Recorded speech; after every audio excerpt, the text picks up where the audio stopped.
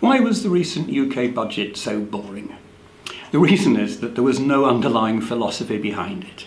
It was tinkering at the edges, serving a few treasury purposes, giving to some, taking from some, handing out to some groups and taxing other groups. In other words, it was a really dog's dinner of a budget. It wasn't always like that. In the 1980s, when Nigel Lawson was Chancellor, there was a clear underlying philosophy.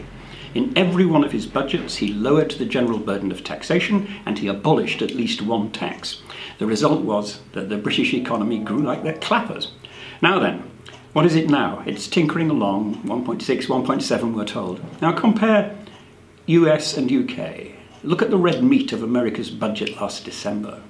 And the American economy is now, like the British economy in the 1980s, growing like the clappers. The last 2 quarters have seen 3.5% annualized growth rates. Compare that with our measly performance, and given the milk and water budget we had recently from Philip Hammond, it's going to be no better.